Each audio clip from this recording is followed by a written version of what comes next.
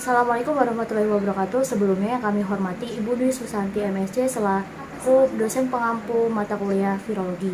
Nah, izinkan kami memperkenalkan kelompok kami, yaitu saya sendiri Rahma Febrilia Putri NPM 2138055 dan ada Putri Agil Ardiela NPM 2138053, ada Kori Cahya Putri Kartini NPM 2138054, ada Ripi Fani Adharinjani NPM 2138057, dan ada Tenti Suharnawati NPM 2280170. Di sini kami akan mempresentasikan hasil kerja dari kelompok kami yang menjelaskan tentang virus adenovirus yang akan dimulai dari saya. Apa sih adenovirus itu? Adenovirus itu adalah kelompok virus yang menyebabkan infeksi pada saluran pernapasan, mata, paru-paru, dan saluran pencernaan. Penyakit ini dapat menyerang siapa saja, tetapi lebih sering menyerang pada bayi dan balita. Nah, pada sebagian besar kasus adenovirus ini menyebabkan infeksi yang ringan. Namun, adenovirus juga dapat menyebabkan infeksi yang serius, terutama jika terjadi pada orang yang memiliki daya tahan tubuh yang lemah. Kemudian saat ini adenovirus dicurigai sebagai penyebab terjadinya hepatitis akut misterius. Hepatitis akut misterius ini sendiri adalah hepatitis yang menyerang anak-anak usia di bawah 16 tahun. Menurut penelitian, adenovirus ini terdeteksi pada 72% dari 126 penderita yang telah menjalani pemeriksaan. Diagnosis adenovirus. Untuk mendiagnosis adenovirus, dokter akan melakukan tanya jawab yang mengenai gejala yang dialami pasien dan riwayat kesehatannya. Setelah itu, dokter akan menjalankan pemeriksaan fisik secara menyeluruh.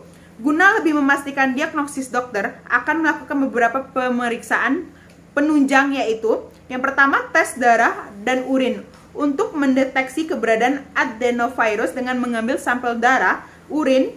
Yang kedua, pemeriksaan feses untuk mengetahui keberadaan adenovirus dalam feses. Yang ketiga, tes antigen untuk mendeteksi protein yang ada di bagian tertular. Yang keempat, tes PCR untuk mendeteksi keberadaan adenovirus dalam tubuh untuk melalui pemeriksaan sampel lendir, hidung, tenggorokan, tinja, dan darah. Yang keempat, ada Röntgen. Röntgen adalah untuk melihat kondisi jantung dan paru-paru secara lebih jelas. Untuk mendiagnosis penyakit hepatitis akut misterius, dokter dapat melakukan tes serologi virus hepatitis untuk mendeteksi jenis virus hepatitis A sampai E. Pengobatan adenovirus umumnya, adenovirus hanya menyebabkan infeksi yang tergolong ringan, sehingga tidak memerlukan penanganan khusus. Pengobatan yang dilakukan bertujuan untuk meredakan gejala serta mencegah kemungkinan terjadinya komplikasi.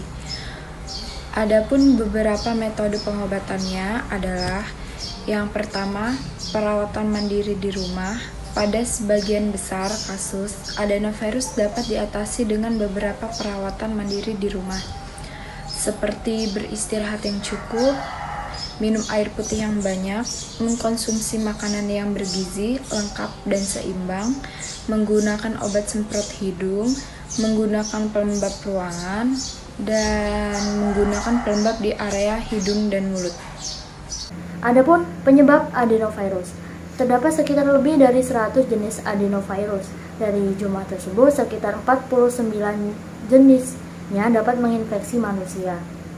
Adenovirus ini dapat menyebabkan infeksi pada berbagai bagian tubuh seperti saluran pernapasan, saluran pencernaan, serta mata. Beberapa penyakit infeksi yang terjadi akibat adenovirus yaitu batuk pilek, konjungtivitis, bronkitis, pneumonia, gastroenteritis, infeksi saluran kemih atau SP. Resiko adenovirus. Adenovirus dapat menyerang siapa saja, akan tetapi ada beberapa faktor yang meningkatkan resiko seseorang terserang adenovirus, yaitu satu, berusia di bawah 5 tahun, yaitu balita ya, memiliki daya tahan tubuh yang lemah, misalnya karena menderita HIV atau AIDS. baru menjalani transplantasi organ, tinggal atau menetap di lingkungan yang padat, kumuh, dan bersanitasi buruk. Gejala infeksi adenovirus umumnya muncul pada 2-14 hari setelah seseorang terpapar virus tersebut. Gejala yang muncul dapat bervariasi tergantung pada tipe adenovirus dan penyakit yang disebabkan oleh virus tersebut. Antara lain, 1. Gejala pada batuk pilek, demam, batuk, sakit tenggorokan, lemas, pilek ya. Terus gejala infeksi adenovirus umumnya muncul pada 14 hari tadi. Yang kedua, gejala pada bronkitis dan pneumonia, yaitu batuk berdahak, lemas, sesak napas, demam ringan dan menggigil, rasa tidak nyaman. Terus yang ketiga, gejala pada infeksi pada saluran pencernaan, yaitu mual dan muntah, kram perut, diare. Yang keempat, gejala pada infeksi mata, konjungtivitis, yaitu kemerahan pada mata, nyeri dan terasa mengganjal pada mata, sensitif terhadap cahaya, kekeruhan pada kornea, gangguan penglihatan. Sementara pada penderita hepatitis akut misterius, gejala awal yang didapat timbul adalah mual, muntah, diare berat, dan demam ringan. Jika kondisinya memburuk, penderita juga dapat mengalami gejala lanjutan berupa urinnya berwarna lebih gelap atau pekat seperti teh, terus mata dan kulit menguning, tinja berwarna pucat dan kejang, penurunan kesadaran. Pengobatan oleh dokter meski umumnya menyebabkan infeksi yang tergolong ringan, adenovirus juga dapat menyebabkan infeksi yang parah. Pada kasus ini, dokter dapat melakukan beberapa pengobatan seperti pemberian infus cairan untuk memenuhi kebutuhan asupan cairan, pemberian obat demam seperti paracetamol untuk mengatasi demam, pemberian oksigen tambahan seperti selang hidung atau masker oksigen. Untuk membantu pernapasan, pemberian obat antivirus seperti ribavirin dan cidofovir untuk menghambat perkembangan virus, terutama pada pasien yang daya tahan tubuhnya lemah.